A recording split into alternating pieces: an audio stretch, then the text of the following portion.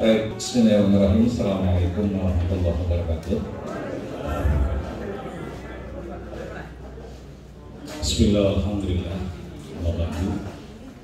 Bersyukur kepada Allah Subhanahu wa Ta'ala dengan membaca kalimat alhamdulillahirabbil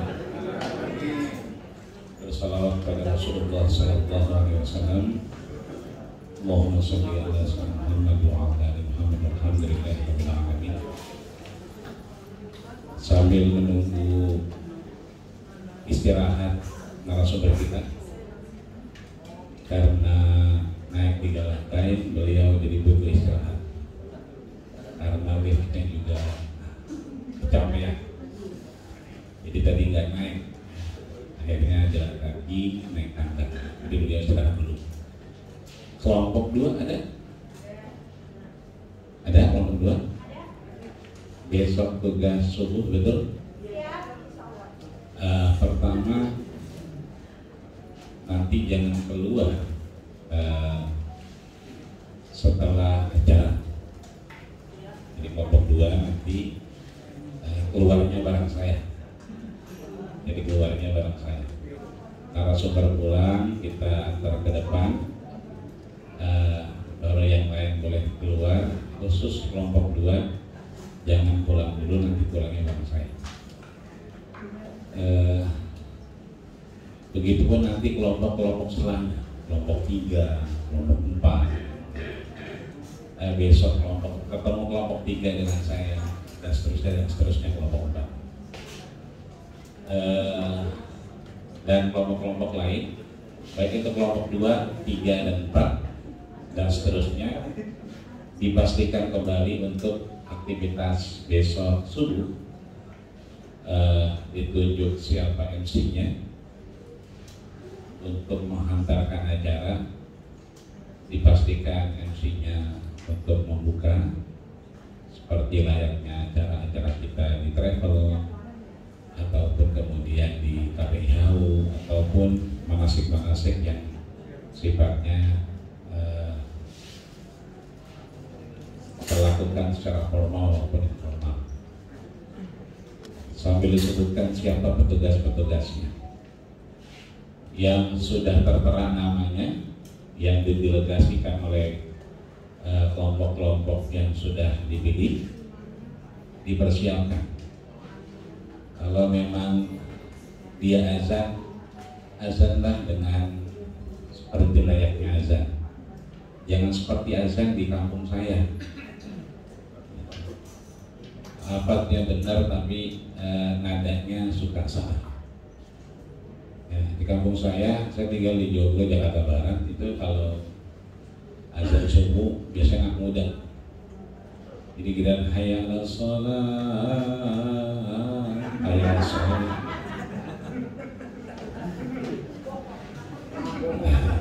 Kalau lagi nih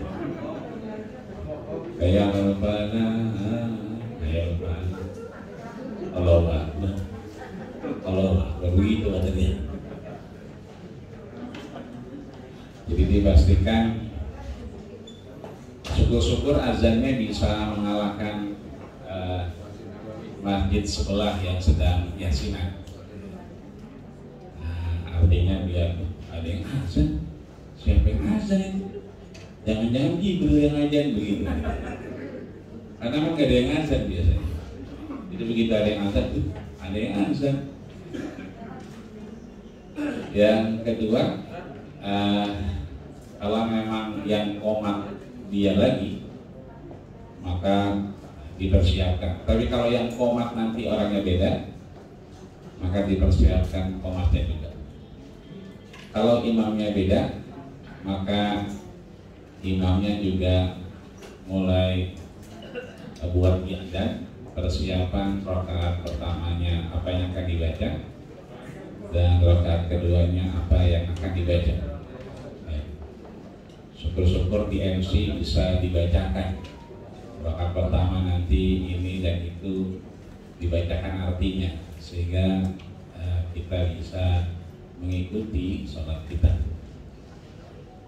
Dan setelahnya nanti ya, dipersiapkan juga yang kesempatan untuk menyampaikan tausiah.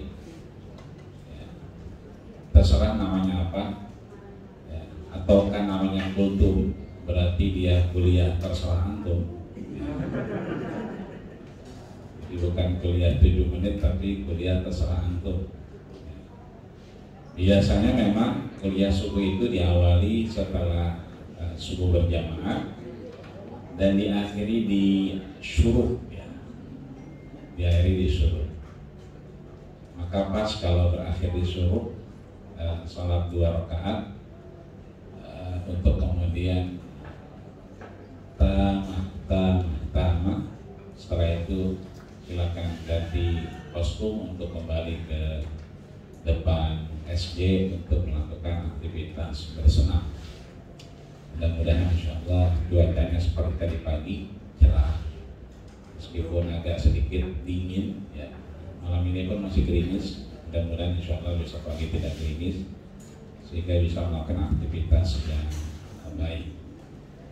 Ketua kelompok juga memonitoring teman-teman anggotanya apakah sehat, paripurna semua. Kalau ada yang merasa keliengan, ya, keliengan, puyeng atau enak badan, ya, maka yang biasa minum antimo, ya makan minum antimonya. Kalau biasa minum minyak angin, minum minyak anginnya. Karena ada yang minyak anginnya bukan dipakein tapi diminum, silakan. Yang penting bisa membuat dirinya nyaman. Kalau memang sudah tidak bisa diatasi dengan obat-obatan pribadi, segera berkomunikasi dengan ketua kelompoknya agar diberikan tindakan secepatnya. Jangan nunggu kemudian ngedrop betul, ya. Tapi kalau kemudian bisa ada waktu untuk bisa kabarin, tentunya jauh lebih baik. Dan teman-teman yang mungkin sudah makan malam belum?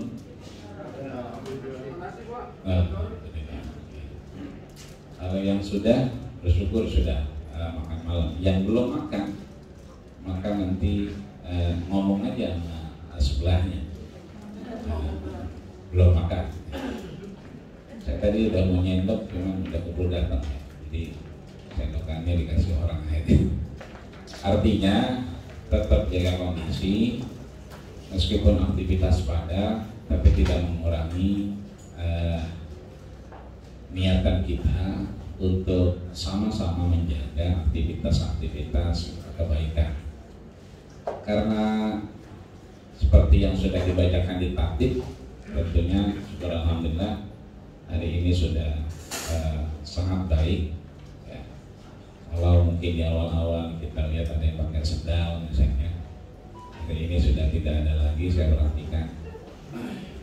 Artinya ini saling menjaga untuk kemudian teman-teman bisa nyaman, ya, karena kondisinya bukan sejam 2 jam, ini bisa sampai 5 sampai 7 jam. Ya. Ini luar biasa. Maka kondisi-kondisi itu bukan hanya menaati tatib, akan tetapi memang menjaga diri kita akan lebih baik dan lebih bermanfaat. Ahlan wa sahlan wa marhaban dari Ustaz Al-Kiram Syekh Ahmad Syarwaji Dimyati. Siratul Roma ngasol apa gitu. Baik, ini saya serahkan ke Bu Lili sebelum nanti langsung aja.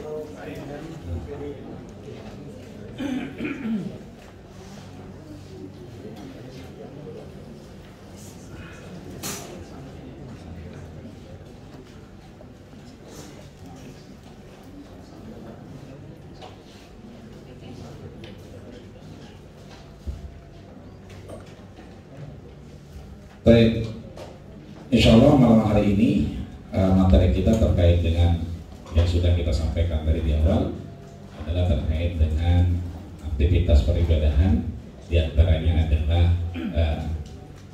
Arba'in di Madinah dan beberapa aktivitas terkait tempat-tempat dan situs bersejarah. Ini tentunya terkait dari apa yang disampaikan oleh Bapak Dirbina tadi siang, Bapak Dr. Andes Saiful Mujab, terkait pembinaan jamaah haji.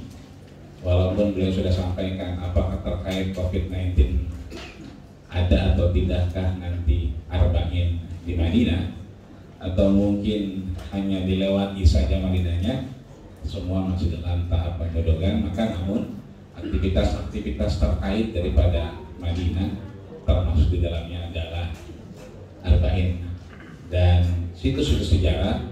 Tentunya karena memang sudah 2 tahun tidak berangkat, tidak ada salahnya malam hari ini insya Allah kita akan sama-sama menggali lebih dalam hal-hal terkait dari guru kita, orang tua kita yang sudah sangat kompeten untuk menyampaikannya. Maka kami undang untuk hadir di hadapan kita Muhtaram Ustaz Dr. Ahmad Syarif Yadi wa alaihi wa masykur. Waktu dan tempat sepenuhnya persilakan kepada beliau.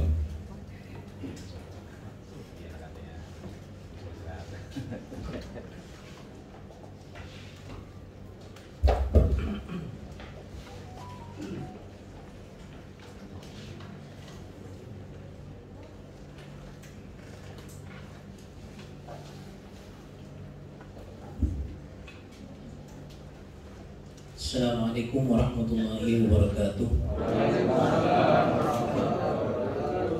Alhamdulillahirabbil alamin wassalatu wassalamu ala asyrafil mursalin sayyidina Muhammadin wa ala alihi wa sahbihi ajma'in. Amma ba'd.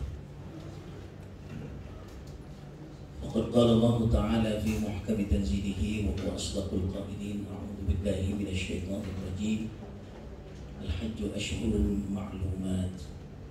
فمن فرض فيهن الحج فلا رفث ولا فسوق ولا جدال في الحج وما تفعلوا من خير يعلمه الله وتزودوا فإن خير الزاد التقوى واتقون يا أولي الألباب. صدق الله العظيم.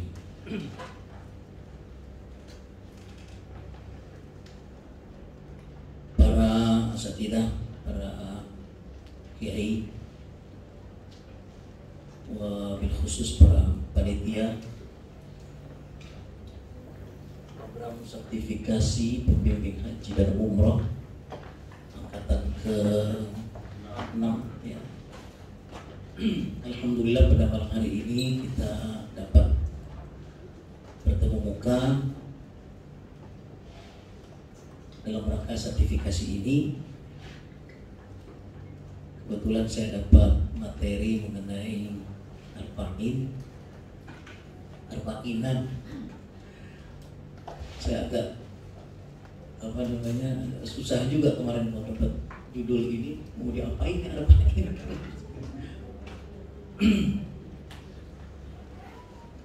Kalau mengenai teknisnya, secara teknis arba'in itu yang paling paham itu pasti mantan-mantan kader Madinah. Itu sangat paham sekali tentang bagaimana supaya para jemaah itu bisa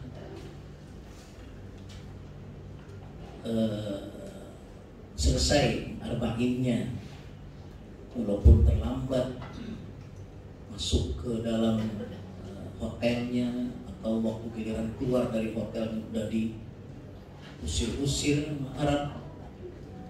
Itu biasanya kadaker Madinah itu sangat bertanggung jawab dan pasti mereka tahu bagaimana trik untuk agar arba'in ini tetap dapat dilaksanakan dengan sebaik-baiknya. Saya agak bingung juga dari segi apanya nih arba'in, maka saya buka beberapa kitab ya yang dapat saya tuliskan di sini beberapa saja. Nanti mungkin bisa makan dalam diskusi.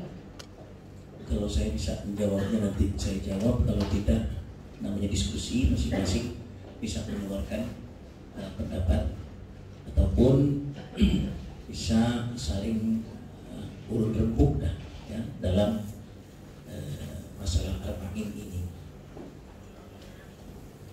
Yang pertama, slide pertama,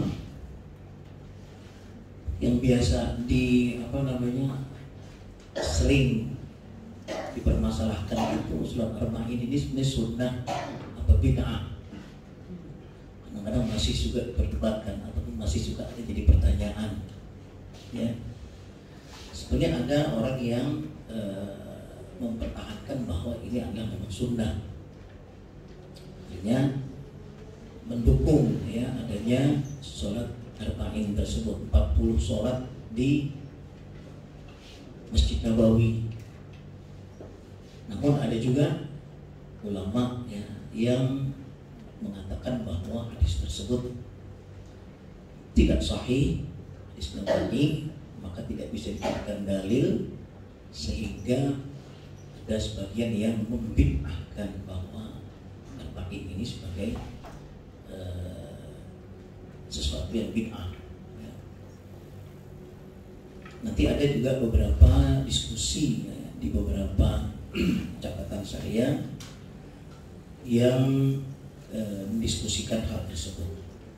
Kita masuk saja pertama mengenai argumen yang mengatakan sholat arba'in itu sunnah. Sebetulnya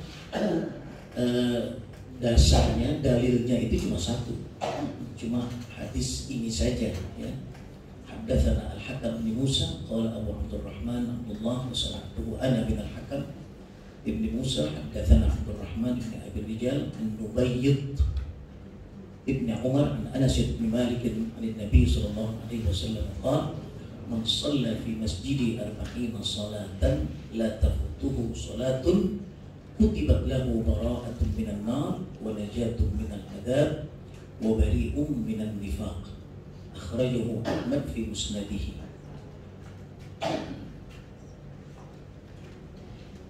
Dari Al-Hakam bin Musa, dari Abdurrahman bin Abi Rijal, dari Nubayyid bin Umar, dari Anas bin Malik radhiyallahu anhu, dari Rasulullah SAW, beliau bersabda, siapa yang sholat di masjidku 40 sholat dan tidak luput satu sholat pun, makanya seminggu ya 8 hari, satunya 5, jadi 40.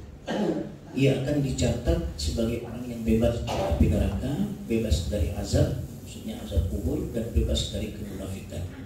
Hadis riwayat Imam Ahmad di dalam Musnad Imam Ahmad juz 20 halaman 40. Hadis nomor 131258. Ini dasar orang yang mengatakan bahwa arba'in itu ada dalilnya. Jadi cuma ini satu hadisnya. Ini langsung dari Musnad Imam Ahmad ya. Di kitab lain ada Al-Imam Al-Haythami ya. Di kitab Majma'uz Zawaid wa Manba'ul Fawaid an Anas bin Malik radhiyallahu anhu qala Rasulullah sallallahu alaihi wasallam man shalla fi masjidi 40 salatan la tafutuhu salatun kutibat lahu bara'atun minan nar wa bara'atun minal adab wa bari'un minan nifaq. Di sama hadisnya itu juga. Dan riwayatnya pun rawi a'lanya tetap dari sahabi Anas bin Malik. Rawi al-adnanya pun, riwayat akhirnya pun sama Imam Ahmad ya. Qultu rawat Tirmidzi ba'dahu rawahu Ahmad wa Tabarani fil Awsat wa rijaluhu thiqat. Imam Haythami mengatakan bahwa rijalnya, artinya para perawinya itu thiqat. Artinya thiqat ya dapat dipercaya ya. Di Majma'uz Zawaid wa Manba'ul Fawaid, Imam Tirmizi meriwayatkan sebagiannya, Ahmad dan At-Tabarani meriwayatkan di Al-Awsat, dan para perawinya thiqat, dipercaya. Ini ada di Majma'uz Zawaid wa Manba'ul Fawaid dari Imam Al-Haythami. Yang nomor 3, rawa Ahmad bisnadin ruwatuhu as-sahih, langsung mengatakan riwayat dari perawinya itu sahih. Min hadits Anas rafa'ahu, yakni marfu'un hukman wa ma'nan mawqufun suratan wa lafzan man shalla fi masjidi arba'ina salatan la tafutuhu salatun kutibat lahu bara'atun minan nar wa bara'atun minal adab wa bara'atun minan nifaq. Sama. Dan riwayatnya juga Imam Ahmad.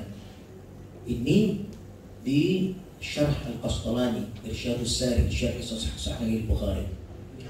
Diriwayatkan oleh Imam Ahmad juga dengan sanad yang para perawinya sahih dari sahabat Anas yang menjadikan hadis ini marfu kepada Rasulullah Sallallahu Alaihi Wasallam hukum dan artinya. Jadi artinya lafaznya memang bukan dari Rasulullah SAW, mauquf kepada para sahabat.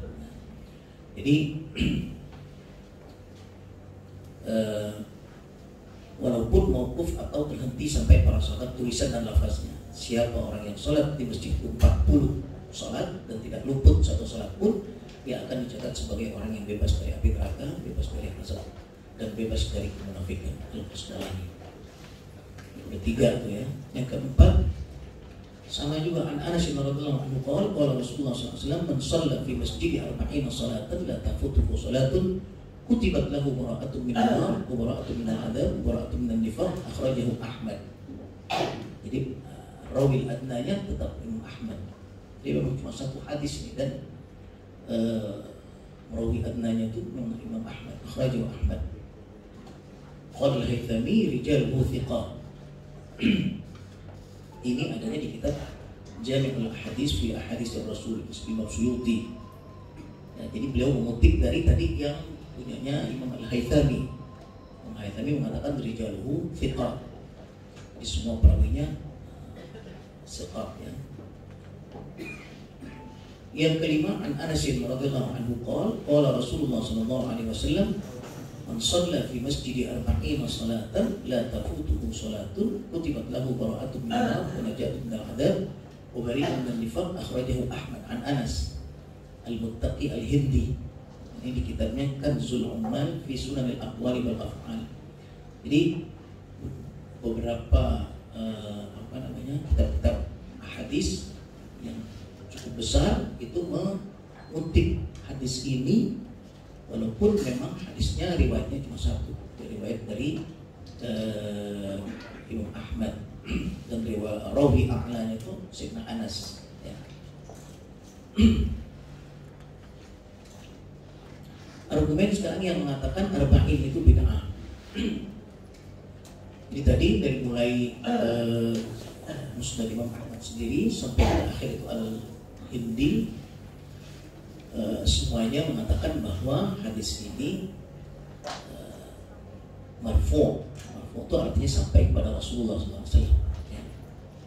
Sahih menurut Imam Ahmad, di dalam syarat Imam Ahmad, walaupun tidak ada di Bukhari Muslim. Ya. Kemudian argumen yang mengatakan arba'in ini bid'ah, an Anas bin Malik an Nabi sallallahu alaihi wasallam annahu qala man shalla fi masjidi arba'ina salatan la tafutuhu salatun kutibat lahu bara'atun minan nar wa najatun minal adab wa bari'un minan nifaq. Hadzal hadits rawahu Ahmad, sama sebetulnya, wa huwa haditsun dhaif. Dikatakan ini hadisnya hadis dhaif. Siapa itu yang mengatakan? Dzakarahu Asy-Syaikh Al-Albani. Di Syekh Al-Albani yang pertama kali mengatakan bahwa hadis ini hadis dhaif fi silsilah dhaifah, dalam kitab beliau yaitu As-Silsilah Dhaifah hadis 364. Wa qala dhaif wa dzakarahu fi dhaif at-targhib wa qala munkar. Bahkan beliau Al-Albani mengatakan ini hadisnya hadis munkar. Artinya munkar itu tidak bisa dijadikan dalil. Wa dzakara Al-Albani fi kitabih Hujjat An-Nabi sallallahu alaihi wasallam anna min bid'i ziyarati al-Madinah an-Nabawiyyah iltizamu zuwari al-Madinah al-iqamata fiha usbu'an hatta yatamakkanu min as-salati fil masjid an-Nabawi salatan lituktaba lahum bara'atun minan nifaq wa bara'atun minan nar. Lituktaba lahum bara'atun minan nifaq wa bara'atun minan nar. Al-Albani menyebutkan di kitabnya As-Silsilah Ad-Dha'ifah bahwa hadis ini dhaif.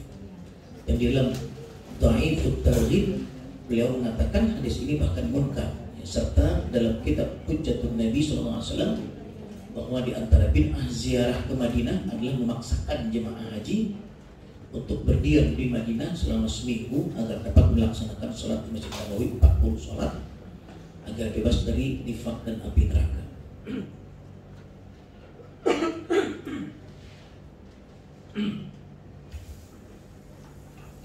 Waqala Syekh Ibnu Baz bin Baz, dia pernah jadi mufti Al-Mamlakah Al-Arabiyyah Saudiyah. Amma ma sya'a bainan nas min anna az-za'ira yuqimu 8 ayyamin hatta yusalli 40 salatan fahada wa in kana qad ruwiya fi ba'd al-ahadith anna man shalla fihi 40 salatan kataba Allahu lahu bara'atan minan nar wa bara'atan minan nifaq illa annahu hadithun dha'if. 'Inda ahli at-tahqiq la taqumu bihi al-hujjatu wa la yu'tamadu 'alayhi. Waziyaratu laisa laha haddun mahdud wa idza zaraha sa'atun aw sa'ataini aw yawman aw yawmaini aw akthar min dhalika fala ba's. Ikhtisar Fatawa Ibnu Baz. Wa yughni an hadha al-hadith ad-dha'if hadithun hasan rawahu at-Tirmidzi min fadl al-muhafazati ala takbirat al-ihram ma'a al-jama'ati. An Anas bin Malik qala Rasulullah sallallahu alaihi wasallam man shalla lillahi 40 yawman, bukan 40 salatan, 40 yawman fi jama'atin yudriku takbiratal ula kutibat lahu bara'atan, bara'atun minan nar wa bara'atun minan nifaq. Hasanahu Al-Albani fi Sahih At-Tirmidzi. Ya, wal fadl al-mutarattab ala hadzal hadits 'amun fi kulli masjid jama'atan fi ayyi baladin wa laysa khassan bil Masjidil Haram aw al-Masjidin Nabawi. Wa bina'an 'alaihi faman hafaza ala salati 40 yawman yudriku fiha takbiratul ihrami ma'al jama'ati kutibat lahu bara'atun minan nar wa bara'atun minan nifaq sawa'un kana Masjidul Madinah aw Makkah aw ghairuhuma minal masajid. Wallahu a'lam. Jadi Ibn Baz berpendapat bahwa hadis di atas dhaif, tidak dapat dijadikan dalil. Ya. Dan ziarah ke Masjid Nabawi tidak ada batasnya, tidak mesti harus seminggu. Beliau mengatakan demikian.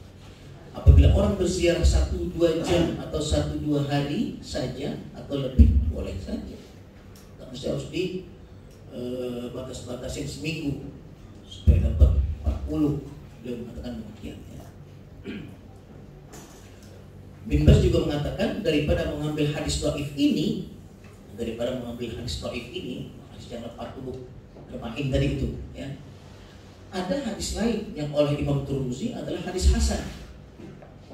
Artinya lebih baik ambil hadis yang lain yang janjinya sama, akan mendapatkan kebebasan dari api neraka dan dari kenifakan, kemunafikan. Hadis apa? Hadis tentang keutamaan mendapatkan takbiratul ihram dalam sholat berjamaah. Ya. Hadis diriwayatkan oleh Anas bin Malik. Hadis sama. Anas bin Malik berkata, Rasulullah SAW bersabda, siapa yang sholat karena Allah 40 hari, bukan 40 sholat, 40 hari berjamaah dengan mendapatkan takbir pertama, takbiratul ihram. Jadi dari awal nih, sebelum, jadi gak masbuk, ya, tapi selama 40 hari 5 kali 5 sholat. Nah, jadi 200 sholat, ya. Tadi 40 sholat ini 200 sholat. Akan ditulis orang tersebut sebagai orang yang mendapatkan 2 kebebasan, bebas dari api neraka dan bebas dari fitnah kemunafikan, ya. Sifat kemunafikan. Al-Albani mengatakan hadis ini hadis hasan dalam Musnad Imam Tirmidzi. Jadi daripada mengambil hadis ini yang 40 hari di Masjid Nabawi, 40 sholat di Masjid Nabawi, ya, mendingan ambil hadis yang ini, katanya ini nih malah bukan Masjid Nabawi aja, di Masjid Pondok Gede juga bisa dapat bara'atun minan nifaq, cuman bukan 40 sholat, 40 hari harus nggak boleh sama sekali tinggalan, harus dapetin takbiratul ihram. Nah, jadi dari benar-benar di awal ya, 40 hari. Daripada ambil hadis tadi, hadis yang 40 ya, yang 40 sholat itu, beliau mengatakan hadis dhaif, sedangkan ini hadis hasan. Ambil yang ini aja.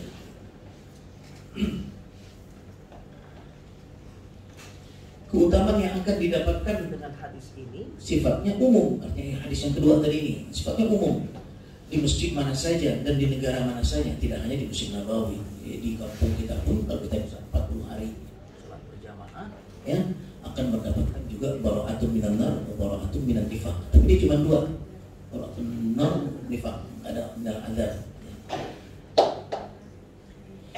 Ini antara yang menguatkan bahwa hadis ini hadis sahih, artinya bisa diambil sebagai dalil ya, bukan bid'ah.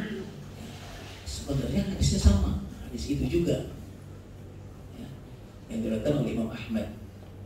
Kemudian yang menentang pun ya, menentang karena hadis itu dianggap hadis dhaif ya.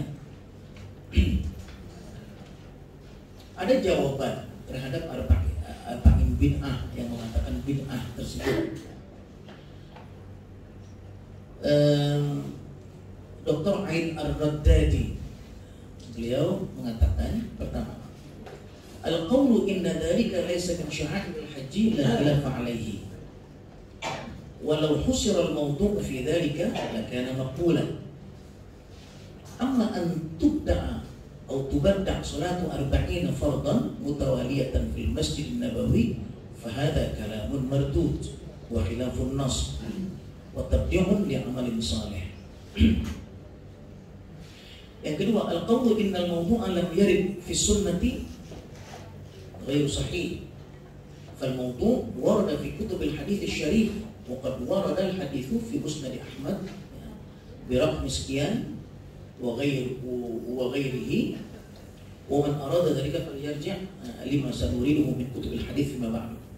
Nassul hadith an-nabawi hawla dhalika kama rawahu Anas bin Malik fi riwayat Ahmad, man shalla fi masjidi 40 salatan la yafutuhu salatun kutibat lahu bara'atun minan nar wa najatun minal adab wa bari'un minan nifaq.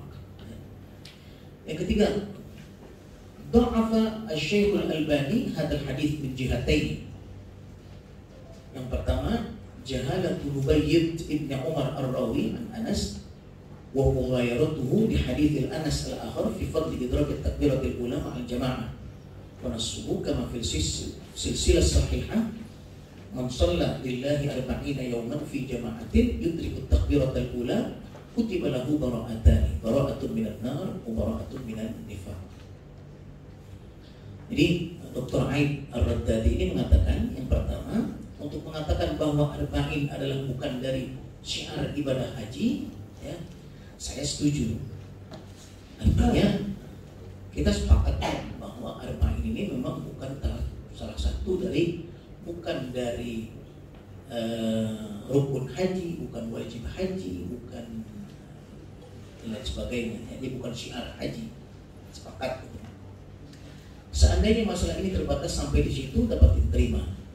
Tapi untuk mengatakan bahwa sholat arba'in bin Masjid Nabawi adalah bid'ah, hal ini tidak dapat diterima dan bertentangan dengan dalil naqli nas, bahkan jadi membid'ahkan amal soleh, perbuatan baik. Menurut beliau begitu. Artinya kalau sebatas bahwa ini bukan syiar haji, ya sepakat, kita juga setuju. Tapi kalau sampai orang yang melaksanakan arba'in menjadi bid'ah, itu bahkan bertentangan ataupun tidak sesuai dengan nas, karena ada tadi nasnya ya. Yang kedua, untuk mengatakan bahwa arba'in tidak terdapat di kitab-kitab hadis juga tidak benar, karena masalah arba'in ini ada hadisnya di Musnad Imam Ahmad tadi ya. Yang ketiga, Al-Albani mengatakan hadis ini dhaif dari dua sisi. Pertama, bahwa salah seorang perawinya yang namanya Nubayyid ibn Umar itu majhul. Artinya majhul itu tidak dikenal. Yang kedua, karena berlainan dengan hadis yang diriwayatkan oleh Anas yang lain, yaitu tentang sholat 40 hari berjamaah dengan selalu mendapatkan takbiratul ihram, yang akan mendapat 2 pembebasan, bebas dari neraka dan bebas dari kemunafikan. Artinya Al-Albani mendhaifkan hadis ini karena salah satu perawinya yang tabi'innya itu yang itu majhul, kata beliau, kata Al-Albani, ya. Maka dianggap ini hadis ini dhaif, ya. Kedua, bahwa hadis ini ya, bertentangan gitu dengan hadis yang tadi yang nomor 2 itu, yang 40 hari, bukan 40 sholat, nah maksudnya 40 hari gitu. Makanya dianggap ini hadisnya dhaif oleh Al-Albani, ya. Yang keempat, waqad tatabba'a Syekh Hamad ibn Muhammad Al-Ansari takhrij Syekh Al-Albani As-Sabiq fi risalatin matbu'atin hawla hadzal hadits samaha raf'ul ishtibah an hadits man shalla fi masjid 40 shalah wa taba'aha ma'a rasail ukhra wa qad rafa'a fiha an nubayyid jahalat al-'aini wa jahalat al-hal mubayyinan anna al-istidlal bil mughayarati fi ghairi mahallihi li ikhtilafi mawdu' al-haditsain. فحديث الإمام أحمد في فضل الصلاة في المسجد النبوي الشريف وحديث أنس الآخر في إدراك التكبيرة الأولى مع الجماعة في أي مسجد كان الإدراك. وختم الأنصاري ذلك بقوله ولو فرضنا أن حديث نبيد هذا ضعيف كما زعم الأستاذ في سلسلته فلا يمنع مثل هذا الضعف على قول الأستاذ من الأخذ بمثل هذا الحديث لما يعرفه الأستاذ وغيره من أئمة هذا الشأن من أن الحديث إذا لم يتضمن عقيدة ولا لا يتضمن عقيدة ولا حلالا ولا حراما جاز العمل به في الفضائل لأن باب الفضائل لا يشدد فيه هذا التشديد إذا كان لهذه الفضيلة أصل في الشرع كحديث أبي هريرة المتفق عليه أن النبي صلى الله عليه وسلم قال صلاة في مسجد هذا خير من 1000 صلاة فيما سواه إلا المسجد الحرام. Jadi Syekh Hamad ibn Muhammad Al-Ansari mengomentari takhrijnya Albani yang mengatakan bahwa hadis arba'in itu dhaif karena perawi Nubayyid itu majhul. Kata Al-Albani ya, bahwa itu majhul. Kemudian ditelusuri ini oleh Syekh Hamad bin Muhammad bahwa setelah diteliti ternyata Nubayyid ini jelas orangnya dan jelas keadaannya, yaitu thiqah, dapat dipercaya. Jadi setelah ditelusuri oleh Syekh Hamad ini bahwa Nubayyid ini sebenarnya tidak majhul, dia jelas orangnya dan juga jelas sifatnya, thiqah. Adapun perkataannya bahwa hadis arba'in ini tidak sejalan dengan hadis hasan tentang sunnahnya sholat 40 hari berjamaah, itu tidak dapat dikaitkan karena objek kajian kedua hadis ini berbeda. Yang arba'in 40 sholat di Masjid Nabawi, sedangkan yang satunya yang 40 hari itu sholat berjamaah dari awal takbiratul ihram di mana saja, bukan di Masjid Nabawi. Jadi nggak bisa juga dikaitkan bahwa dengan adanya hadis yang kedua tadi itu yang satu jadi dhaif, yang enggak, kan lain-lain, beda-beda. Yang ini di Masjid Nabawi, yang ini di masjid mana saja.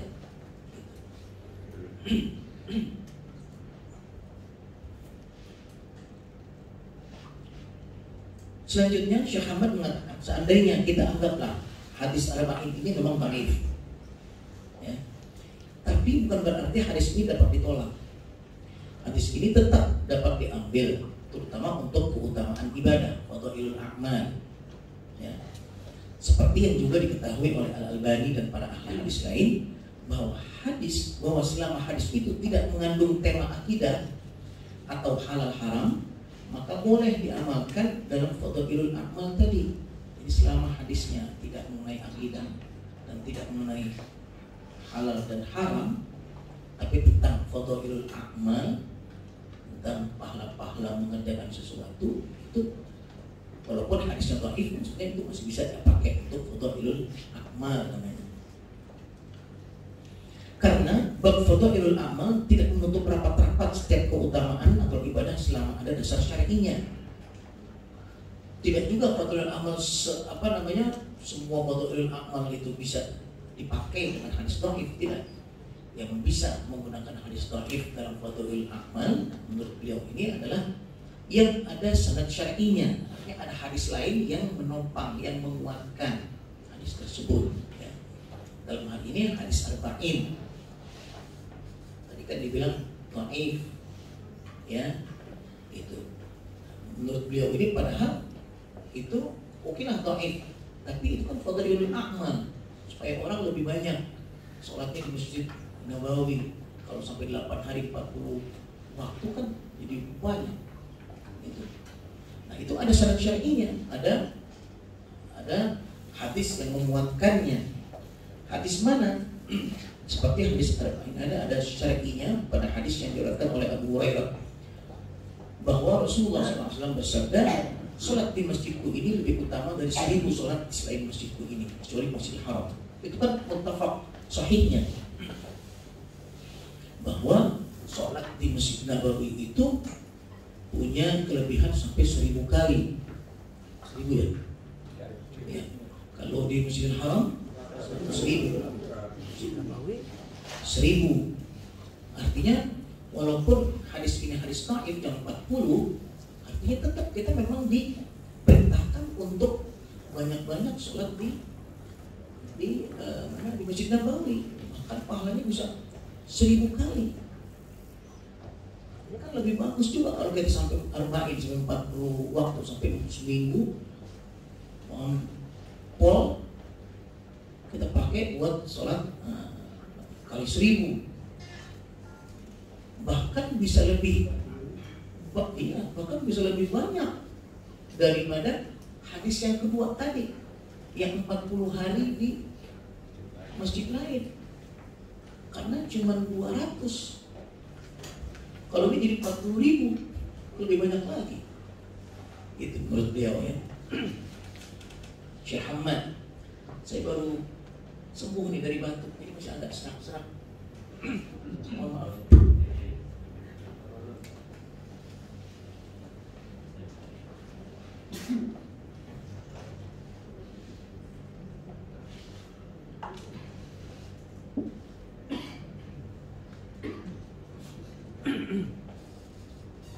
Ini Syekh Muhammad bin Muhammad Al-Ansari ya. Kemudian yang kelima, anwana Dr. Shalih Al-Rifa'i li hadzal hadits fi kitabih Al-Hadits Al-Waridah fi Fadail Al-Madinah bi'unwan ma warada fi ajri man shalla fil Masjid An-Nabawi 40 salatan mutatabi'atan wa awrada kutub al-hadits allati warada fiha wa yufhamu min siyaqi kalamihi annahu yurajjihu ra'y Syekh Al-Albani wa illam yusarrih bidzalik. Amma Dr. Khalil Khatir fi kitabih Fadailul Madinah Al-Munawwarah fa'anwana lahu bi'unwan thawabu man shalla fihi 40 salatan muttasilah wa awrada kutub al-hadits allati warada fiha wa yattadihu fi siyaqi kalamihi annahu lam yudha'if al-hadits. Jadi ada pendapat lain ya dari Dr. Shalih Al-Rifa'i, beliau mengatakan bahwa beliau lebih cenderung mengiyakan atau amini pendapatnya Al-Albani bahwa hadis tersebut dhaif ya. Namun demikian Dr. Khalil Khatir dalam kitabnya yang lain itu mengatakan bahwa beliau lebih cenderung bahwa hadis itu tidak dhaif. Ya, artinya masalah ini tetap walaupun sudah ada yang menjawab dan dijawab lagi dan seterusnya, itu tetap menjadi khilafiyah. Jadi ada yang mendukung, ada yang tidak mendukung ya.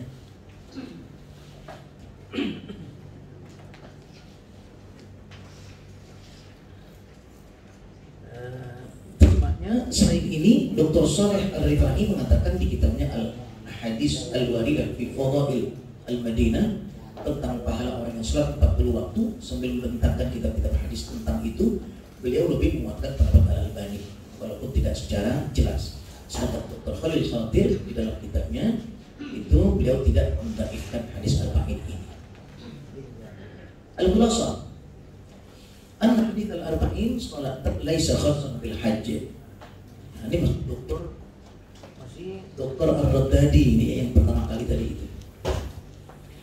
Beliau menyimpulkan anna hadits al-arba'in salat laisa khassan bil hajj wa lam yaqul ahadun bidzalik wa huwa fadlun ala madaril 'am bima fi dhalika sukkanul Madinah.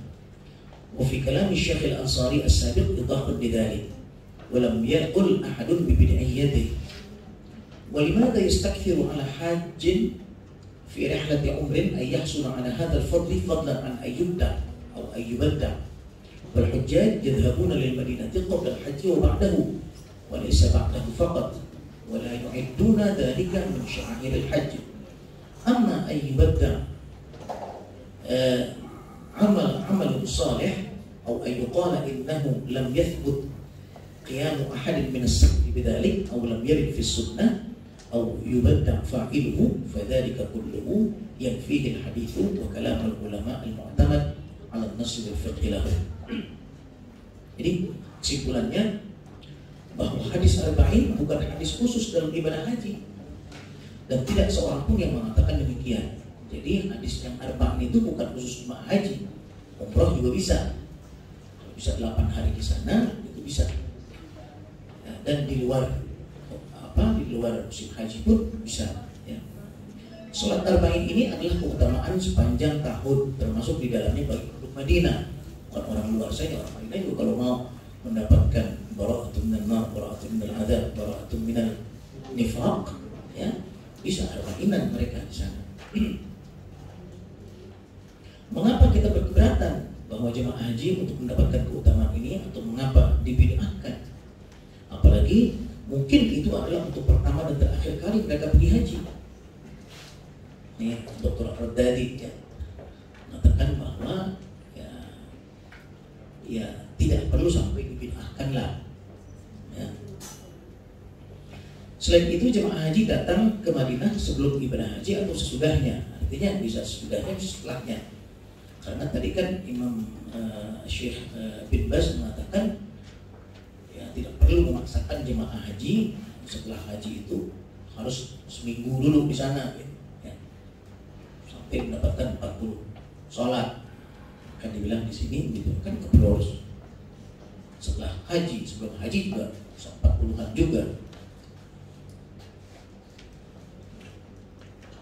Dan tidak menganggap itu sebagai syiar haji. Maka kalau amal soleh arba'in itu dianggap bid'ah atau hal itu tidak pernah dijalankan oleh para salafus soleh atau tidak ada di dalam hadis, hal ini tidak dapat diterima karena ternyata ada hadisnya dan banyak para ulama yang mendukung kesahihan hadis tersebut. Wallahu a'lam. Jadi artinya bahwa mengenai arba'in ini tetap khilafiyah yang tidak ada yang sulit untuk tarjih karena tetap dari dua kubu atau dua para ulama ini tetap berpegang kepada masing-masing pendapatnya ya. Tapi memang yang mengatakan bahwa hadis ini rijalul thiqat itu memang mulai dari sebelum Syekh Al-Albani dan itu dari mulai Imam Musnad Ahmad, Al-Haythami, As-Suyuti, itu mereka semua mengatakan ini hadisnya atau rijaluhu thiqat. Artinya bisa diambil sebagai dalil. Kemudian setelah dari Al-Albani dan terutama ulama Hijaz ya. Ulama Hijaz, ulama dari Saudi Arabia itu hampir sepakat semua bahwa ini adalah hadis dhaif, maka mereka tidak mengambilnya sebagai dalil. Saya ingin menyarankan terutama para pembimbing haji dan umroh. Yang pertama kita harus bijak menyikapi hal ini karena masuk ke dalam area khilafiyah. harus dikedepankan persatuan daripada perpecahan. Ya. Misalnya dalam bimbingan kita, dalam satu grup jemaah kita ada yang pro, ada yang kontra, kita harus bijak ya menyikapinya. Kita sekarang udah tahu nih bahwa yang mengatakan iya, mengatakan bahwa ini sunnah, ini kita jalankan, ini hadisnya, dan yang mengatakan tidak, nah, sama hadisnya itu juga, cuma dia mengatakan ada perawinya yang menjadi majhul ya, atau yang tidak sihah. Kita satu lagi mengatakan bahwa enggak itu sihah. Nah, gitu ya. Kita semua bukan ulama hadis. Kita cuma hanya bisa mengikuti siapa orang yang kita anggap ya, yang lebih kompeten ya. Artinya kalau kita tetap mengikuti yang mengatakan bahwa itu sunnah, ya udah, nggak apa-apa. Jangan terus langsung dibid'ahkan misalnya. Atau ada orang yang mengatakan bahwa ini ya hadisnya dhaif. Ya, nah, kemudian tidak mau mengikuti al-ta'in, ya apa-apa. Jangan juga dipaksakan ya. Toh ada hadis lain ya yang juga akhirnya membuka pintu agar tetap bisa rajin untuk sholat di Masjid Nabawi. Ujung-ujungnya sama, akhirnya seminggu itu ya masing-masing pengen sholat Masjid Nabawi juga. Yang pakai hadis ini supaya dapat arba'innya, yang pakai hadis yang tadi yang 1000 supaya dapat 40.000-nya. Jadi kita ini jangan malah jadi a priori ya seterusnya. Begitu juga dengan ibadah-ibadah lain di kota-kota suci ya, karena ibadah haji penuh dengan khilafiyah yang pada akhirnya penuh dengan rahmat. Satu-satunya ibadah yang dari mulai niatnya aja sudah khilaf. Dari mulai niatnya, rukunnya, wajibnya, apalagi syaratnya, mubtilatnya, muharramatnya, itu banyak khilafiyahnya. Itu di haji ini. Kita harus bijak, harus banyak membaca. Ya, harus banyak membaca. Jangan satu literatur saja. Mungkin ya, karena banyaknya khilafiyah tersebut, maka larangan di dalam Al-Quran, di dalam haji itu wala jidala fil haji. Kan nggak ada itu di ibadah lain yang larangannya wala jidal, nggak boleh berdebat. Karena mungkin nggak banyak yang diperdebatkan, nggak banyak khilafiyahnya. Tapi haji ini itu banyak sekali khilafiyahnya. Hampir semua wajibat haji itu ada khilafiyah. Ya. Rukunnya, afdoliyahnya itu juga khilaf. Ada yang bilang apa? Afdolnya ifrad, ada yang bilang afdolnya tamattu', ada yang bilang afdolnya qiran. Semua. Sampai yang terakhir itu saya ingat mengenai wukuf, bukan wukuf, tawaf ifadah. Tawaf ifadah kan rukun ya? Rukun. Sekarang kalau ditinggalkan gimana tuh? Rukun itu. Iya. Nah, itu terakhir itu kan Saudi melarang itu yang tandu-tandu itu kan, udah nggak bisa masuk lagi dalam Masjidil Haram. Dulu yang nggak bisa, kalau nggak bisa wukuf masih bisa dimasukin ke dalam ambulans, dibawa ke Arafah 5-10 menit, balik lagi mau pulang ke masjid besar ya. Tapi kalau tawaf ifadah kan mesti harus ditawafin. Sedangkan itu sakit, orang sakit, orang rumah sakit udah pakai selang atau segala macam. Nah, gimana tawaf ifadahnya? Sekarang udah nggak boleh tandu masuk ke dalam Masjidil Haram. Apalagi sekarang nih besok, habis corona. Ya, sebelum corona juga nggak boleh masuk tandu dalam, nggak bisa. Ya. bisa nggak dibadalin tawaf ifadah itu? Padahal ini adalah rukun, ya, gitu. Nah, badal itu masalah apa tentang badal itu. Sebagian mengatakan tidak bisa, dia kodok nanti ada waktu yang lain, gitu. Tapi ada juga pendapat yang mengatakan boleh. Imam Tawus dan Imam itu mengatakan boleh, atau dan Tawus mengatakan boleh. Alasannya apa? Alasannya dibadalin semuanya aja boleh, apalagi dibadalin cuma tawafnya doang. Badalin semua kan boleh, ya kan? Apalagi cuma dibadalin cuma tawafnya doang. Jadi artinya sampai yang rukun saja itu khilaf. Makanya di dalam Al-Quran itu larangannya adalah faman farada fihi al-hajj fala rafatha wala fusuqa wala jidala. Jangan sampai ya masalah-masalah khilafiyah ini menjadi ya jadi tempat, jadi ajang untuk berdebat di dalam ibadah haji tersebut. Ya, kita harus banyak-banyak membaca pendapat para ulama tersebut, khilafiyah tersebut, agar kalau nanti dalam jemaah itu ada ya, yang mengambil pendapat ini, ya kita harus toleransi, pendapat ini juga harus toleransi, ya. Itu sangat ada juga kajian itu yang mengatakan bahwa kenapa juga larangannya fusuk, rofat. Yang pertama rofat itu kan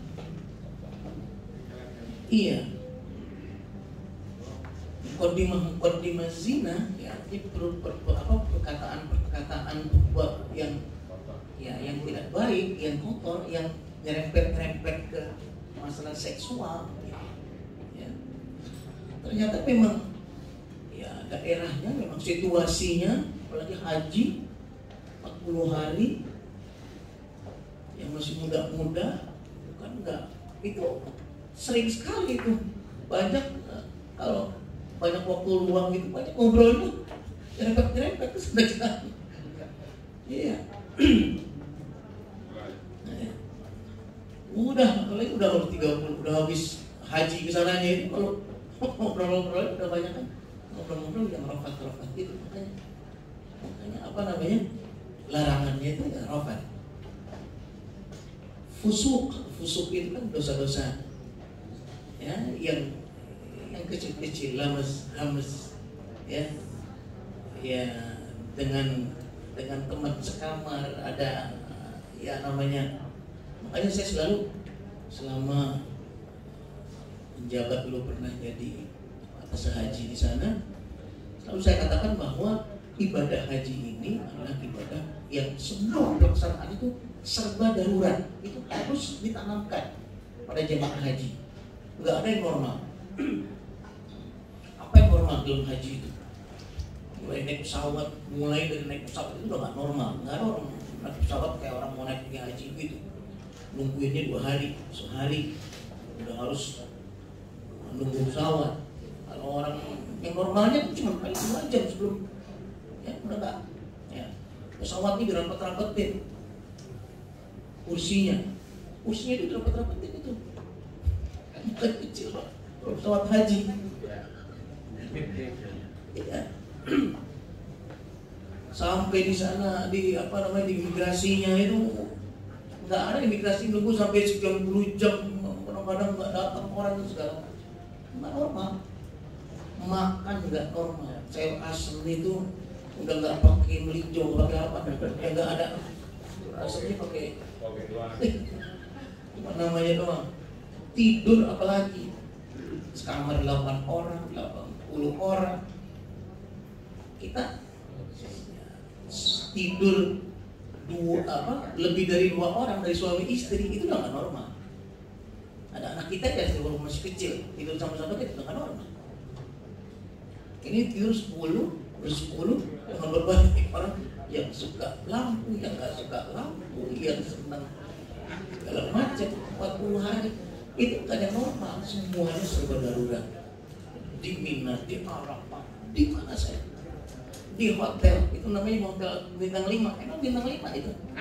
Bintang 7 pusing. Bintang 7 pusing. Bintang 4 itu kalau normalnya kan harus ada kolam renang. Itu bintang 7 nggak ada apa-apanya. Liftnya mana ada yang normal liftnya? Nggak ada yang normal. Iya. Jadi semuanya tidak ada yang normal. Kita harus bijak menghadapi itu semua dan harus ditanamkan kepada jemaah haji kita. Yang kedua, kita berterima kasih kepada pemerintah yang telah memberi kesempatan untuk melaksanakan arba'in ini. Ya, banyak negara lain yang tidak memberi kesempatan arba'in, padahal mereka mempercayai atau mempercayai hadis tadi itu hadis sahih ya. Bagi yang yakin ini adalah sunnah, alhamdulillah. Namun bagi yang tidak, ambil hadis lain yang menjanjikan pahala yang besar dalam pelaksanaan salat di Masjid Nabawi tadi 1000 kali lipat, ya lipat. Jadi bijak jadinya. Yang ketiga, taati semua ketentuan-ketentuan yang telah ditetapkan oleh panitia penyelenggara ibadah haji, baik dari pemerintah RI atau dari pemerintah Saudi yang merupakan tuan rumah di mana kedua tanah suci berada. Ya, tadi lagi jangan dianggap sebagai sesuatu yang normal di sana. Semua memang serba darurat, ya, terutama mengenai arba'in ini. Itu susah untuk karena kita di Madinah itu sistem sewa gedungnya itu kan bukan sewa gedung, tapi sewa apa ya? Per 8 harinya itu.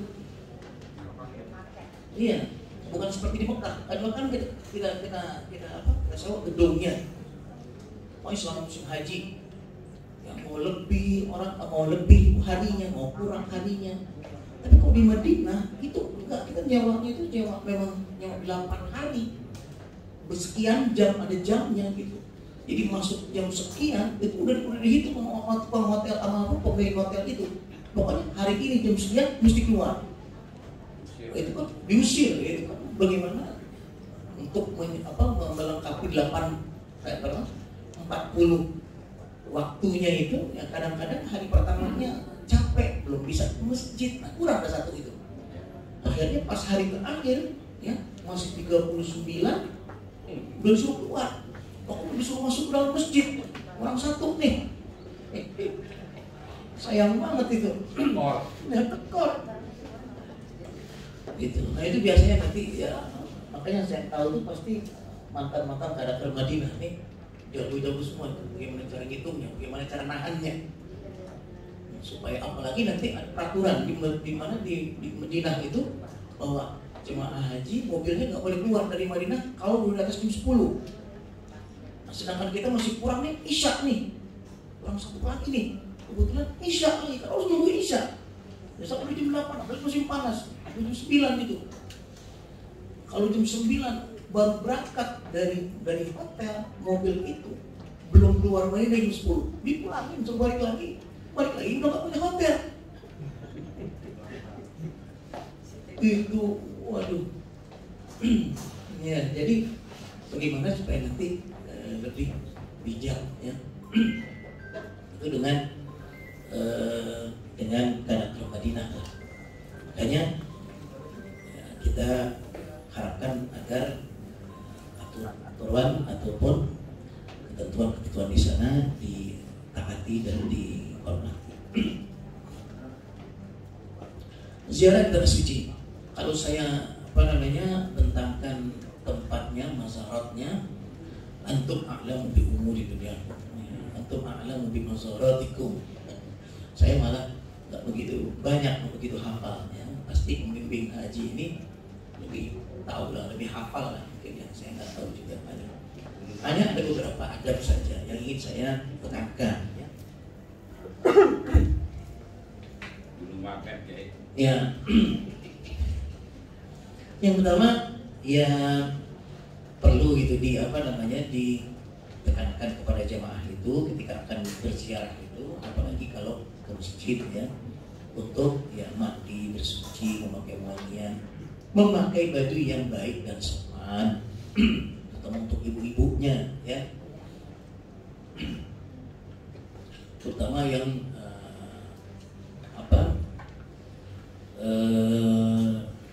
suka ke pasar ya. Itu kalau ada yang agak terlalu pakaiannya itu, nah itu akan sangat tidak baik lah, terutama ziarah ke masjid ya. Kedua, ketika masuk ke area ziarah hendaknya menghadirkan rasa keagungan dan kemuliaan tempat yang dia ziarahi. Karena Makkah dan Madinah adalah tempat yang paling mulia di atas bumi. Para ulama ada yang berpendapat bahwa Makkah lebih mulia dari Madinah karena ada Ka'bahnya dan Masjidil Haramnya. Sementara ada yang berpendapat bahwa Madinah lebih mulia karena adanya Rasulullah SAW sebagai makhluk, bukan hanya sebagai manusia, tapi sebagai makhluk yang paling mulia di sisi Allah Subhanahu wa Ta'ala. Jadi ini kadang-kadang tidak dihadirkan di dalam hati. Jadi sama ziarah itu sama dengan wisata. Iya, sibuk dengan selfie, sibuk dengan videoan, ya, sibuk dengan ya segala macam lah, ya. Tidak terasa, tidak hadir sama sekali keagungan, kebesaran, ya, sejarah Mekah dan Madinahnya tersebut. Nah, ini agar kepada jamaah itu agar ditekankan ya. Yang ketiga, ketika masuk ke Masjid Nabawi agar menghadirkan rasa bahwa kita sedang bertemu dengan Rasulullah SAW, bahkan seakan-akan kita melihat beliau. Apalagi ketika berziarah ke makam beliau, jangan sibuk dengan selfie atau bervideo ria, namun penuhi dengan sholawat, salam, zikir dan doa selama ziarah. Al-Qadhi Iyad mengatakan wajib hukumnya menghormati dan mengagungkan Rasulullah SAW sesudah wafat beliau seperti halnya di masa hidup beliau, karena para nabi itu hidup di dalam kubur mereka ya. Al-anbiya'u ahya'un fi kuburihim. Jadi para anbiya itu hidup dalam kubur mereka. Ketika kita ziarah kepada Rasulullah SAW, jangan sibuk dengan video, betul-betul menghadapi Rasulullah SAW ya. La tarfa'u aswatakum inda sautin Nabi, tidak boleh mengangkat suara ya, harus dalam keadaan khusyuk dan lain sebagainya. Perlu menghadirkan rasa bahwa setiap jengkal tanah di kedua kota suci itu punya sejarah yang sangat agung, dan di setiap jengkal tanah ada bekas-bekas telapak Rasulullah SAW dan para sahabat ya. Maka kita harus betul-betul sopan, beradab ya. Jangan merokok, jangan membuang puntung rokok, jangan tendang-tendang aleh dan jalan. Itu setiap jengkal di Mekah, di Madinah itu ada telapak Rasulullah SAW, ada telapak para sahabat ya. Imam Malik pernah berkata, aku malu pada Allah Subhanahu wa Ta'ala dengan menginjakkan kaki kudaku ke tanah yang ada di atasnya bekas telapak Rasulullah SAW. Jadi selalu beliau masuk Madinah itu turun dari kudanya ya, dengan tanpa alas kaki sama sekali, mengambil keberkahan dari telapak Rasulullah SAW. Para sahabat, para awliya, para syuhada, apalagi di Uhud ya, banyak sekali. Kita cek kampus begitulah, nggak sampai buka sepatu, sendal, nggak sampai terus turun dari mobil jalan kaki ya. Tapi paling tidak kesopanan, ada tawadhu, khusyuk ya, dalam ziarah tersebut harus menjadi dasar ataupun yang harus diingatkan kepada para jemaah kita. Itu dapat saya sampaikan, mudah-mudahan bermanfaat ya. Wassalamualaikum warahmatullahi wabarakatuh.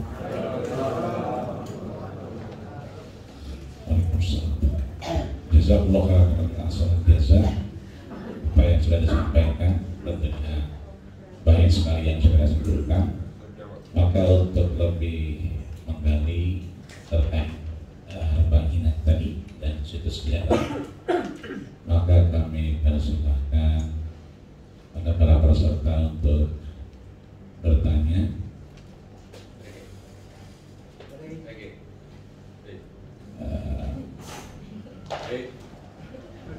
Di kanan 2, tengah 2, kiri 2 ya. Kiri 2 1 berarti 5. Coba 1 boleh ke depan. Mic-nya sudah disediakan. Silakan yang kanan dulu. 1, 2, 3, 4 ya.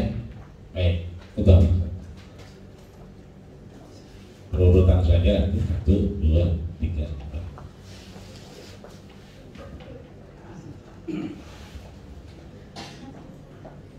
Bismillahirrahmanirrahim. Assalamualaikum warahmatullahi wabarakatuh.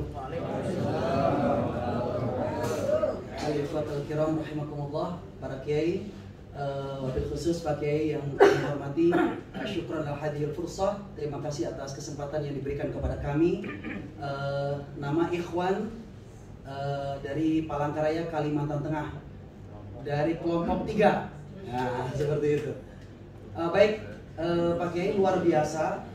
Terima kasih atas ilmunya pada malam hari ini. Yang menurut saya ilmu ini ilmu yang luar biasa, kajian ulumul ahadits, dan saya jujur sepakat dan setuju, bahkan sepakat untuk setuju atas argumen atau hujah yang disampaikan oleh Bapak Kiai pada malam hari ini tentang seputar arba'in. Pak Kiai mohon izin, saya sangat sepakat dan setuju ini untuk lebih memperkuat lagi Pak Kiai untuk seputar arba'in, bahwa menurut kami bahwa kalau ada yang berpendapat bahwa arba'in itu sampai ke level bid'ah, maka secara bijak menurut kami, disiplin ilmu kami, bahwa sebenarnya tidak sampai ke arah situ. Karena Pak Yai, mohon maaf, kami juga pernah membaca referensi di kitab Syarah Ibnu Majah yang bernama Misbahuz Zujajah.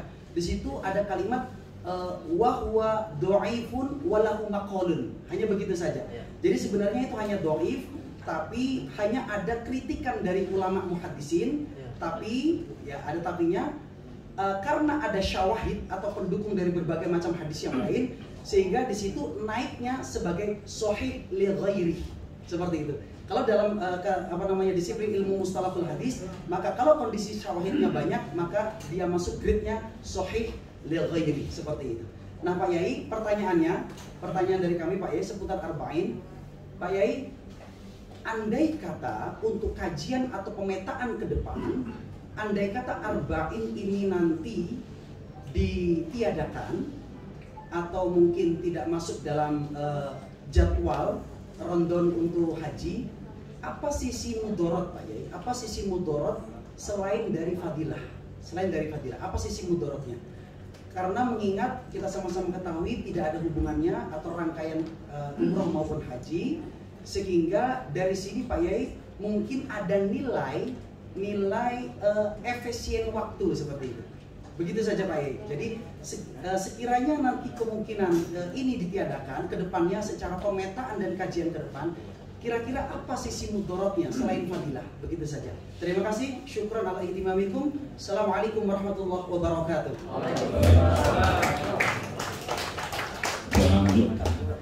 Dia berurutan langsung. Singkat, padat. Assalamualaikum warahmatullahi wabarakatuh. Nama saya Winan Fatailah dari Pondok Pesantren Darul Uqad Bogor. Mencermati apa yang disampaikan Pak Yai, memang suatu perseteruan yang luar biasa.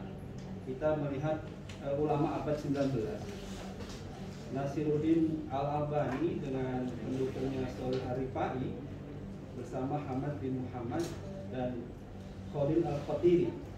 Dua kubu inilah yang saya lihat tadi pertentangannya cukup tajam begitu ya. Nah, sebenarnya kriteria yang diungkapkan hadis majhul, mungkar, majhul, nah itu sejauh mana kehujahannya gitu. Kalau memang kehujahannya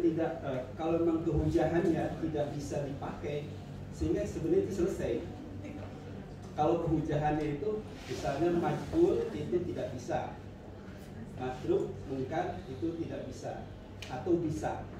Menurut Pak Kiai, kedalamannya bagaimana kehujahan hadis-hadis doib tadi yang matruk, majhul, dan mungkar.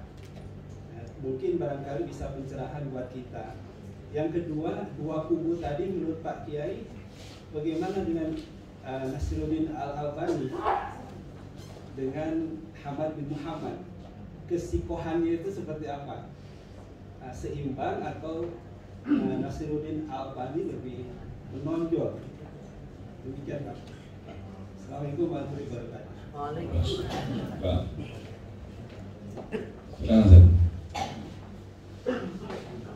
Ini Pak. Sudah kita batasi tadi, ada maknanya. Ya. Mohon maaf yang baru angkat tangan karena kita sudah batasi. Assalamualaikum warahmatullahi wabarakatuh. Yang narasumber, para panitia, para ulama, kelas terdekat, dalam hal menyikapi tentang Al-Bari ini, jadi Kiai menerangkan bahwasanya hadis ini bersumber dari Imam Ahmad. Kita sepakat bahwasanya Imam Ahmad itu seorang hafidh yang hafidh terhadap hadis yang bahkan jutaan. Otomatis beliau sudah lebih sikot daripada Albani yang kurun waktunya kayaknya kalau nggak salah baru beberapa puluh tahun yang kemarin, langsung selalu menjadi hujah seolah-olah kalau rawi bukan dari Albani nggak sahih. Padahal itu ulama baru kemarin. Oleh karenanya narasi begini kalau dibandingkan, sedangkan sikot sebagai seorang perawi hadis itu orang-orang para sahabat, apalagi dan sampai tabi'in dan seterusnya sampai kurun waktu Imam Ahmad, kami lebih condong terhadap para ulama-ulama awal. Oleh karenanya, apalagi pertanyaannya kiranya mohon terangkan kurun waktu tahun berapa Imam Ahmad, terus bukan Imam Al-Albani, terus yang kedua apalagi fatwa dari bin Bas ini yang kita kenal bahwasanya orang itu bagian dari Salafi atau Wahabi. Oleh karenanya mudah-mudahan supaya para hadirin tahu bahwasanya kurun waktunya itu jauh. Terima kasih. Namanya siapa tadi? Hasan Bisri. Singkat padat. Nanti kalau untuk memberikan hujah kita punya sesi sendiri untuk kelompok dan individu itu silakan. Sekarang singkat padat. Oke. Assalamualaikum warahmatullahi wabarakatuh. Kami muliakan Bapak Kiai Haji Muhammad Syairozi Dimyati. Pertama, bahwa dari para imam yang telah ikhtilaf, banyak telah kita dengar, ada yang mengatakan sunnah, ada yang mengatakan dhaif. Tapi di sini Pak Kiai, saya masih ingat bahwa imam boleh kita mengamalkan hadis dhaif dengan syarat-syarat tertentu. Di antaranya adalah seperti yang memperbolehkan Imam Sufyan As-Tsauri, Abdullah bin Al-Mubarak, kemudian Imam Abdurrahman, Imam Sufyan Uyainah, Imam Yahya bin Ma'in, Ahmad bin Hanbal, termasuk Imam Bukhari. Saya pernah ke makamnya ke Uzbekistan, Kiai Hasan Basri, Imam Muslim, Abu Zur'ah Ar-Razi, Abu Daud, Abu Hatim At-Tirmizi, Abu Amr Al-Bazzar, Imam An-Nasai, Ibnu Khuzaimah, Abu Muhammad bin Abi Hatim Ar-Razi, dan banyak lagi imam-imam yang memperbolehkan bahwa hadis dhaif itu ya, tidak dihapus begitu saja, akan tetapi ya boleh kita sebagai fadhailul amal. Yang kedua Pak Kiai, saya lebih cenderung dengan pendekatan kita ke arba'in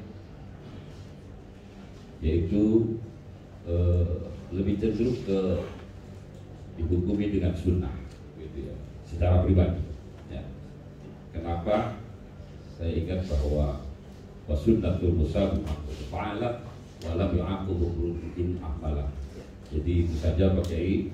Ya, tapi saya amat sangat bahagia sekali dengan keterangan-keterangan ini, sehingga kita menghargai, ya kan, mereka yang berpendapat sunnah, mereka yang berpendapat baik. Inilah manfaatnya kita diadakan sertifikasi agar supaya lebih luas ilmu pengetahuan kita. Terima kasih. Assalamualaikum warahmatullahi wabarakatuh. Assalamualaikum. Jadi yang terakhir tidak ada pertanyaan ya. Pertanyaannya cuma 3 berarti ya. Silakan Pak Kiai untuk di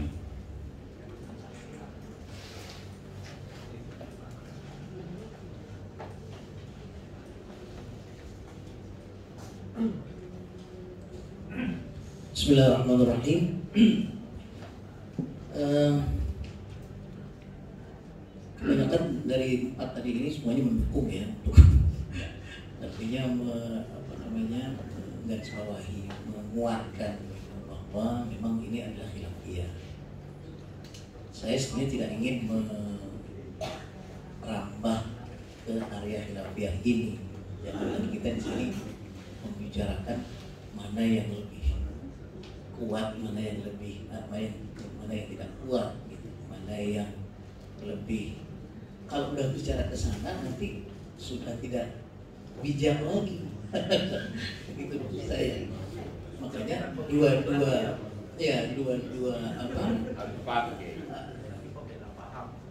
dua-dua ini saya kemukakan ya, pasti masing-masing kita itu punya argumen ya, yang kalau didebatkan lagi nggak selesai lagi gitu. Iya gitu.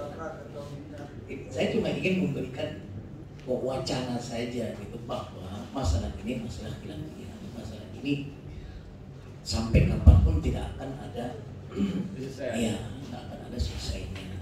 Apalagi kita ketahui bahwa ulama Hijaz yang jelas itu adalah semua adalah panutannya adalah Al-Albani. Itu kan yang punya Mekah, yang punya Madinah. Kalau misalnya ditutup aja misalnya, udah nggak boleh Arba'in, pokoknya cuma 5 hari. Mau bilang apa kita? Iya, artinya kita jangan membuka lagi bahwa ini lebih baik, ini tidak baik. Tapi masing-masing membaca begitu, dan kemudian sebagai pembimbing, siapa tahu orang yang ikut haji dengan kita itu ada yang ya, pendapat demikian, kita sudah tahu. Oh, dia berpendapat demikian karena menganggap ini misalnya ya hadisnya dhaif, kita tidak mengikutinya. Jadi kalau dalam apa istilahnya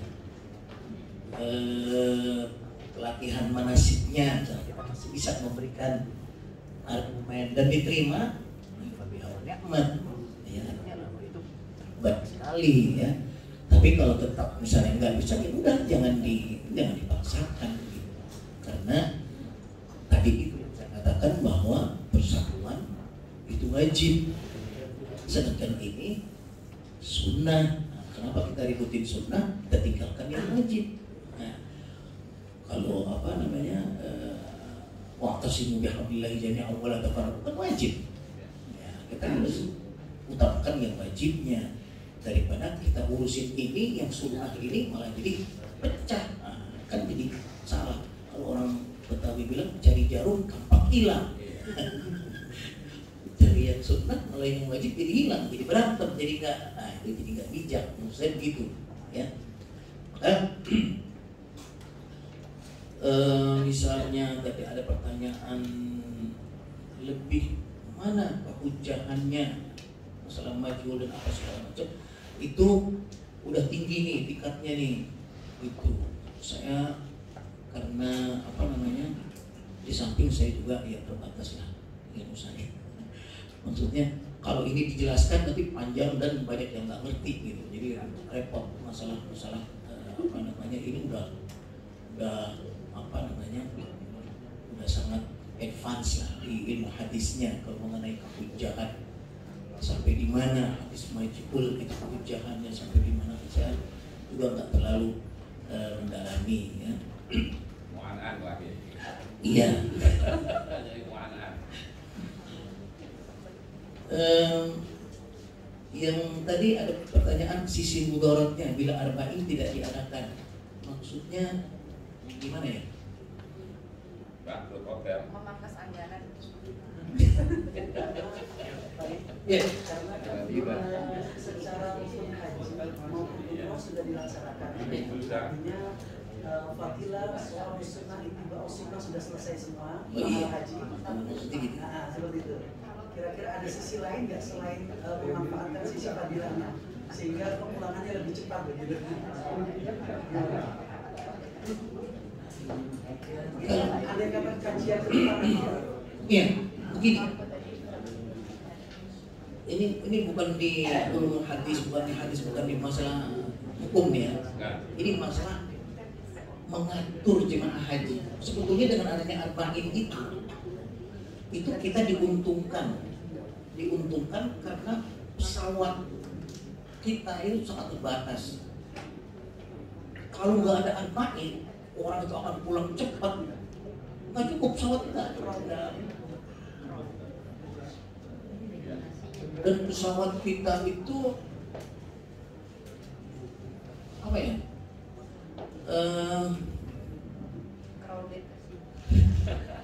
Iya. pergi kalau waktu pengantar itu kan perginya penuh, pulangnya dia kosong. Gitu terus. Ya. Jadi memang enggak sama sekali istirahat itu pesawat. Gerek-gerek. Kadang-kadang kita agak ketar-ketir juga. Karena memang pesawatnya pesawat udah agak Tua. iya dan saya nggak bilang tua ya. Iya doang tadi. Jadi bisa iya dan cepat sekali. Dan kalau terlambat 1 jam saja itu denda itu besar sekali, puluhan ribu dolar. Saya pernah bayarin itu kalau pas pesawat kita nggak tepat datangnya ataupun berangkatnya lagi. Nah, arba'in ini sebetulnya ada manfaatnya gitu. Jadi agak lama di satu tempat gitu, seminggu gitu, jadi ada hitung-hitungan itu jadi tepat gitu. Kita harapkan sih mudah-mudahan tidak dihapus ya arba'in tersebut. Kalau ya mudah-mudahan Omikron tidak terjadi gitu. Tapi kalau masih ada ya sangat tahu juga. Yang jelasnya hukumnya secara hukum kita sudah tahu dan kemudian semua pelaksanaan ibadah haji sudah dijalankan dengan secara baik ya dan berdoa saja lah.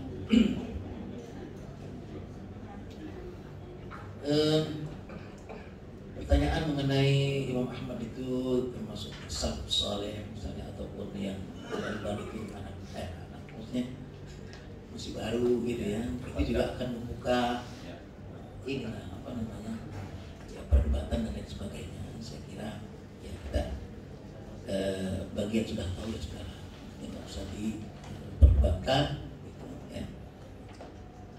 Wa fawqa kulli dhi ilmin alim, wa fawqa kulli dhi ilmin alim. Itu harus kita camkan itu ya. Memang Imam Ahmad itu Mufia pada tahun 2400 Hijriah, 241 Hijriah, di abad ketiga Hijriah. Imam Al-Albani 1420 Hijriah, 1914 beliau lahir, 1999 tahun 2000 yang lalu baru wafat. Al-Albani ya jadi mutakhirin dengan mutaqaddimin lah gitu ya. Jadi kembali kita kepada saran saya tadi itu, kita harus bijak dalam menghadapi perbedaan pendapat ataupun khilafiyah seperti ini ya. Demikian. Kalau ada yang mau menambahkan boleh. Ini 2 orang yang dari tadi sudah Menambahkan jawaban, bukan bertanya. iya menambahkan jawaban. 2 orang ini menambahkan jawaban laki-laki, bapak dan perempuan. Ini yang belakang putus asa. Ayo, mau nanya lagi. Menambahkan jawaban sekarang permintaan. Apa jawaban? Jawaban 1, ada lagi yang menambah jawaban? Ya, menambahkan jawaban ya. Baik, ya. Silakan, Pak. Ada yang menanyakan? Ya. Ya. Tapi sebelum bertanya, silakan Bunda menambahkan jawaban. Silakan. Assalamualaikum warahmatullahi wabarakatuh. Mohon izin Abu yang Syairul dalam kesempatan ini saya juga mau mengucapkan bahwa di sini alhamdulillah peserta dari sertifikasi pembimbing haji dan umroh ini terdapat beberapa insan pariwisata. Kebetulan juga ada asesor pariwisata di sini, ada Pak Gun, ada Bu Umi, ada juga Ibu satu itu juga asesor pariwisata. Abuya, sebenarnya dari sisi penghitungan quotation dan arrangement pariwisata, sebenarnya untuk ibadah arba'in ini sudah sesuai, dan apa langkah yang diambil oleh Kementerian Agama Republik Indonesia ini sesuai dengan anggaran dan sesuai dengan yang di lapangan. Fikihnya sudah sesuai, penerapan anggarannya, apalagi tadi disebutkan oleh mohon izin saya panggil dengan Abuya, bahwa sistem sistem kita booking untuk hotel atau tempatnya itu paket. Misalnya kalau 8 malam itu harus dibayar semuanya, mau dipakai 5 malam bayar 8 malam, jadi sekalian aja 8 malam. Nah kalau ibu-ibu 8 malam mau belanja sampai habis, sampai pusing, putar-putar mau habiskan uang belanja, gak ada gunanya. Lebih baik dia dengan adanya program arba'in ini sangat berguna sekali, terlepas dari khilaf apakah itu bid'ah atau itu sunnah, terlepas dari khilafnya, akan tetapi ini adalah pilihan dan keputusan yang sangat tepat sekali diterapkan, dilihat dari sisi pariwisata dan juga dilihat dari sisi fikihnya. Itu saja Abu dan terima kasih. Assalamualaikum warahmatullahi wabarakatuh.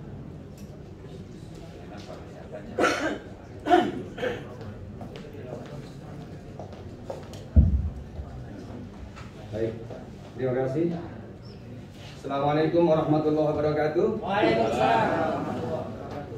Ittiba'an dengan ibu yang cantik tadi, Abdiyah yang kami hormati, kami takdimi.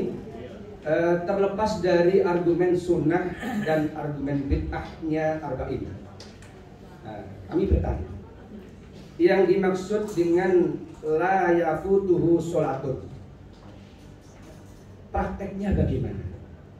Apakah la yafutuhu min takbiratil imamil fi kulli sholah, au min rokaatil imam fi tilkas sholah, au min waktu sholati ala awqatis sholawat?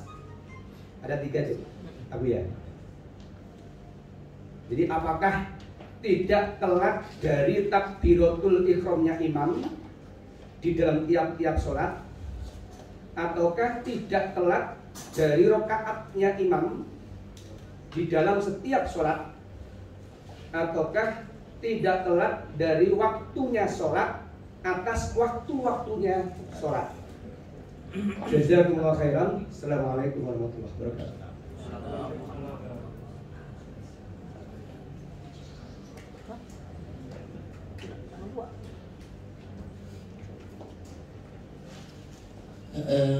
Yang pertama tadi mengenai apa yang sudah sesuai dengan aturan haji, ya saya kira memang seperti yang saya singgung tadi ya, bahwa memang diuntungkan sekali dengan adanya arba'in tersebut. Kalau tidak kita harus menambah armada itu pesawat kita yang lebih banyak lagi.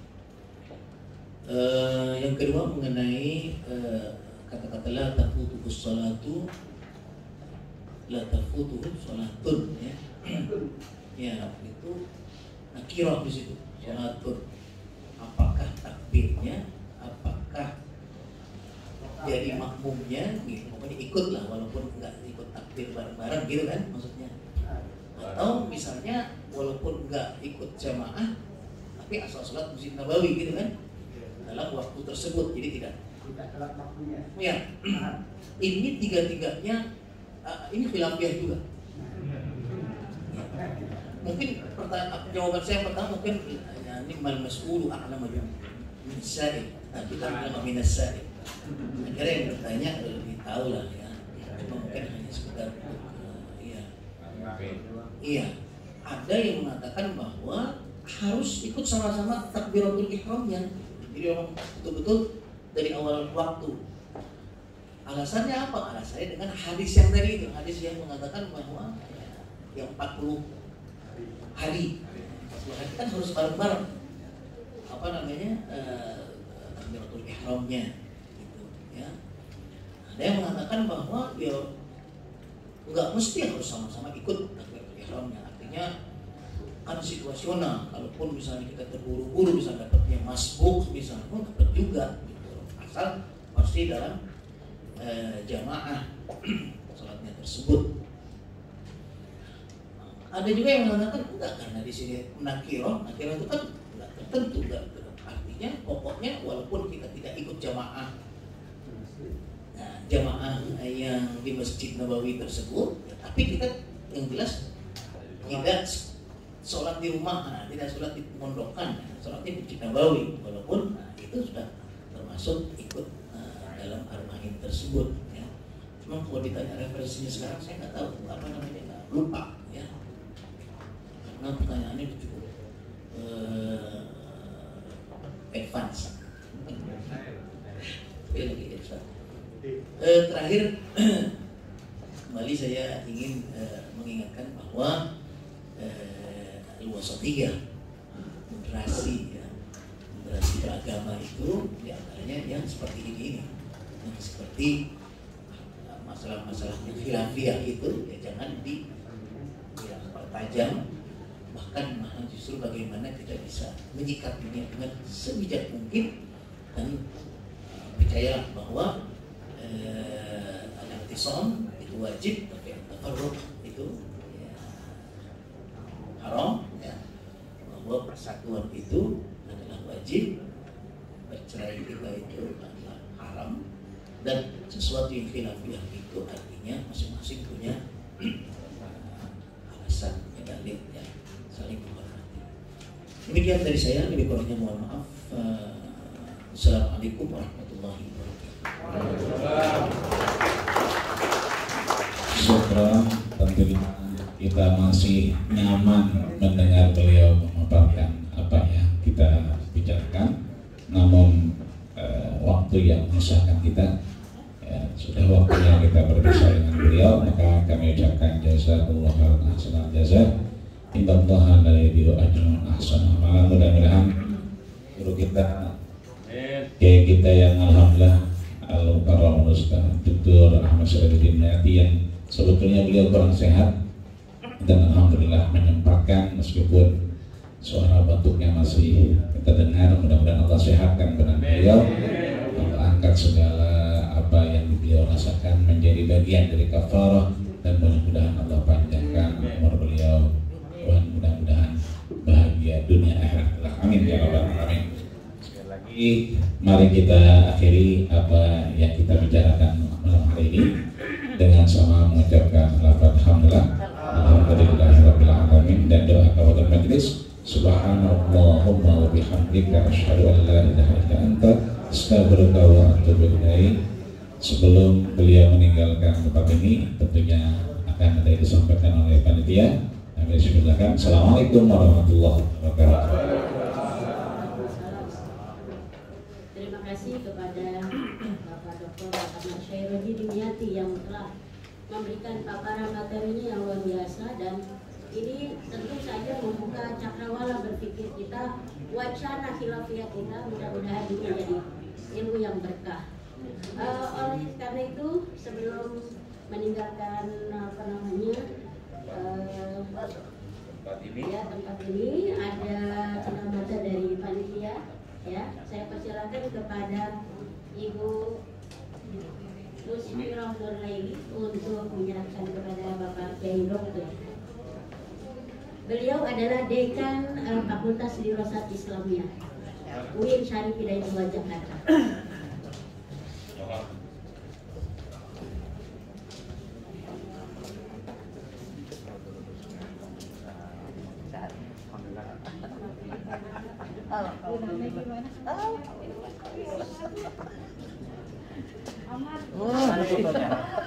Fotonya mana? Saya aja foto saya.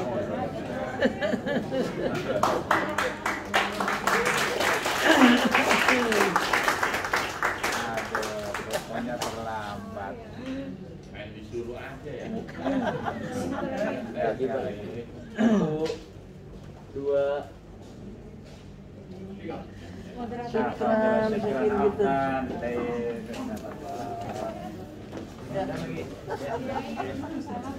Insyaallah sama-sama Bunda.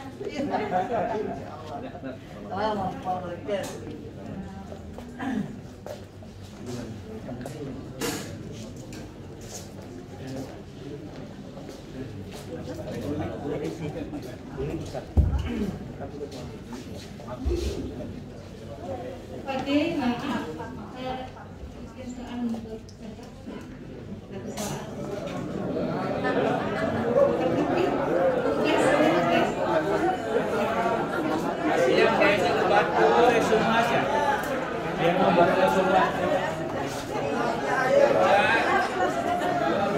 Tega banget, tega.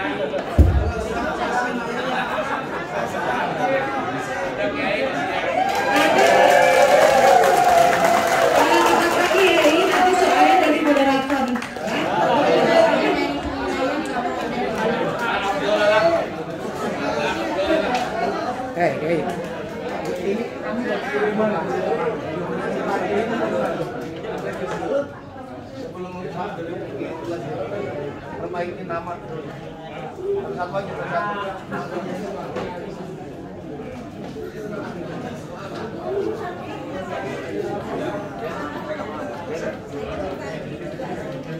Baik, Assalamualaikum warahmatullahi wabarakatuh. Apa kabar semuanya? Pagi. Wah. Tepuk tangan dulu untuk kalian semuanya. Oke, kalau ditanya apa kabar semuanya? Alhamdulillah. Biasa. Allahu Akbar. Tes. Bisa ya? Apa kabar semuanya? Alhamdulillah. Oke, baik. Ternyata saya pernah baca artikel orang ingin terbebas dari asam urat harus tepuk tangan yang sangat mulia. Makanya coba kita latihan tepuk tangan bebas asam urat.